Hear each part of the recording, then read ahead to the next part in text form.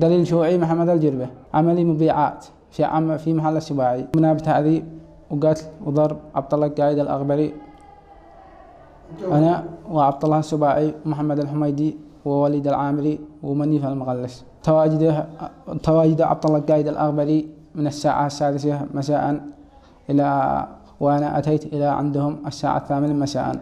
يعني غلقت المحل، كلمت عبد الله السباعي قلت الصياح الزبائن بيجوا لعندي والصياح بيسمع، قال غلق دخل المطر، ودخلت المطر ودخلت لعندهم، طلبت لنا عشان نتعشى ودخلت، جلست نزعت علي السلك والله هطها، عذبت توي تعذيب قوي. أنا عبد الله حسين ناصر السباعي، صاحب محل تلفونات.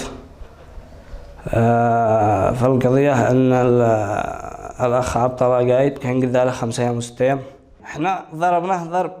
اللي كانوا موجودين وليد العامري ومحمد حميدي ودليل الجربة ومنيف.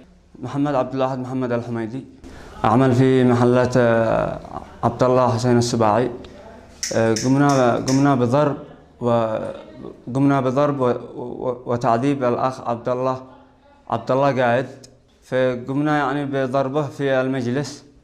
قمنا بضربه من الساعة 6:30 مغرب إلى الساعة 9 مساء، بضربه وتعذيبه أنا والمحاسب وصاحب المحل والعامل دليل، وفي الأخير جاء الأخ منيف، الذي كانوا يضربوا بأسلاك المحاسب وصاحب وعمي وعبد الله السباعي ودليل ومنيف، لكن الذي كان أخف واحد فيهم منيف.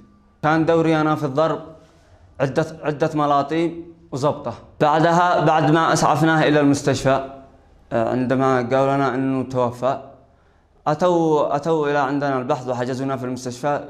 لما جينا الطقومات حق المنطقة وأخذونا إلى المنطقة. منيف قايد عبد الله علي المغلس، 25 سنة، مهندس مدني، بنشتغل عامل في شارع القصر.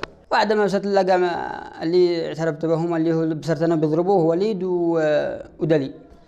وليد قام يضرب بالسلك مكانه ذرع ذرع ذرع ذرع، قال لي ها شو اللي قسمك؟